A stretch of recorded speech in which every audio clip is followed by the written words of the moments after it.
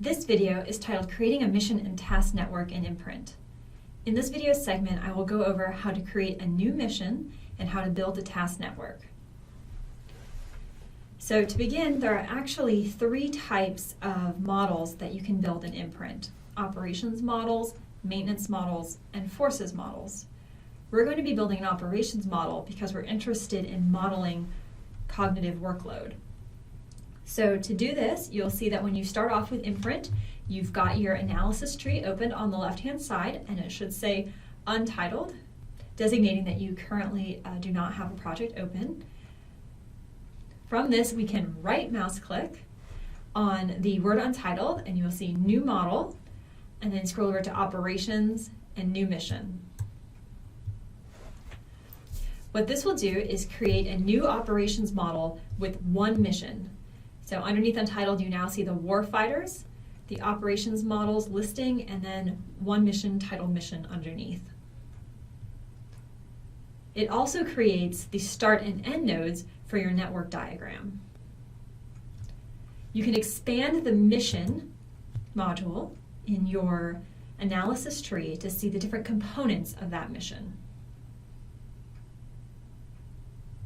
Double-click on the word Mission to open up its dialog box. When you do this, it will add a new tab next to the network diagram. Here you can rename the mission, and you can add a description of the mission, as well as mission criteria if relevant. When I name missions, I like to include version numbers so that I can track which version of the model this one is. And every time I edit the model, I create a new version number. In the description, I like to put what information is in that particular version of the model, and maybe even make notes to myself about things that I know I need to add to future iterations.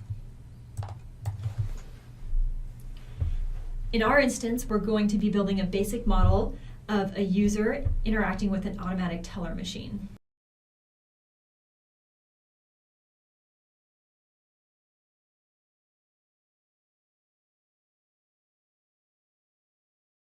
Once you've renamed your mission and added a description, click back on the Network Diagram tab in order to see your network diagram.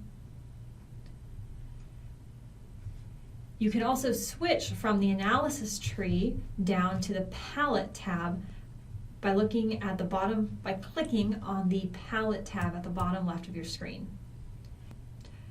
This Palette tab reveals the 6 different nodes that are available in IMPRINT. So we're going to primarily be dealing with tasks and functions, but there's also the option to create schedule functions, goals, comments, and using the workload monitor. Tasks are your lowest level activity that occurs in your task network. Functions, on the other hand, are single nodes that represent multiple tasks. You use functions to build submodels, where each of those submodels have small task networks contained within them. As I said, in our case, we're going to be modeling the first part of an interface with an automatic teller machine. I'm going to do this by building the first few nodes in our task network. To do so, I will use my left mouse button to click on the task node, and I will drag and drop the task nodes onto the screen.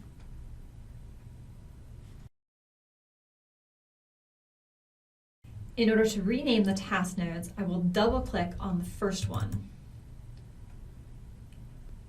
Doing so brings up the dialog box for that task next to the dialog box for the mission and the network diagram. Here you can rename the task. You'll see that there's a number of features that we'll come back to later as well in order to put in the details of that particular task. For our process, the very first step is that the user inserts the ATM card. Once you've named your first task, you can go back to your network diagram by clicking on the Network Diagram tab. Note that when you create the name, that expands the size of the node automatically. You can use your left mouse button to drag and drop and rearrange the task nodes as needed. We'll do the same for the remaining tasks.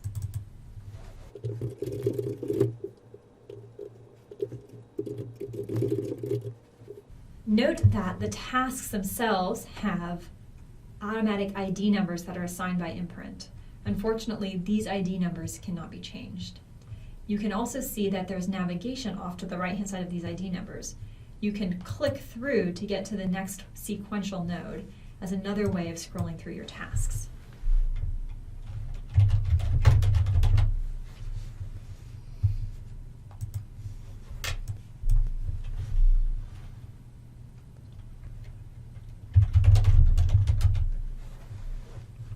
When you return to the main network diagram, you'll see that those automatic ID numbers that are created by IMPRINT stay with the task node. You can right-click on any of your tabs and choose Close All But This to get rid of extra tabs that are open. As you work in IMPRINT, you'll find that your screen will become cluttered, so you'll definitely want to do this from time to time. I recommend always doing this on the network diagram so that you can easily get back to the network diagram. If for some reason you end up closing the network diagram, you can get it back by going to View, Windows, Network Diagram. Note that when you're building your tasks, you should only include the actual tasks themselves, and you should not include separate decision nodes.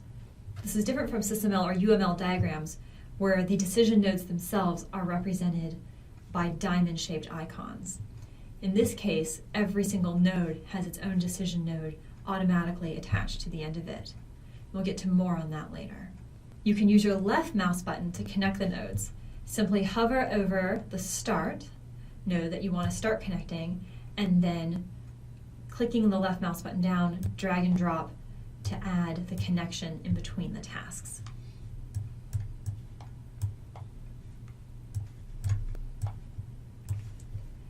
You may want to move your end node towards the end of your model, since most of us prefer to read from left to right.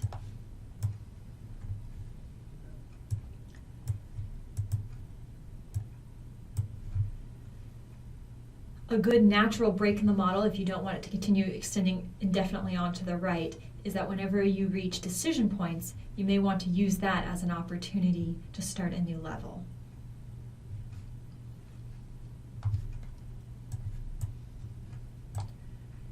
So in this particular case, we've created the first part of our ATM model. So we've got the person inserting the ATM card. The system then validates whether or not the card is a good card. And if it is not a good card, it will eject the card. The person will have to take that card, and they're not able to use the ATM, so they leave the system. In future videos, we'll extend the rest of this model so you can see what happens if that ATM card is valid and the person can continue with their process. In this video, we showed you how to create an operations model, creating a single mission, and also how to create the task network, the individual nodes, and to connect those nodes. Don't forget, of course, to save the entire project.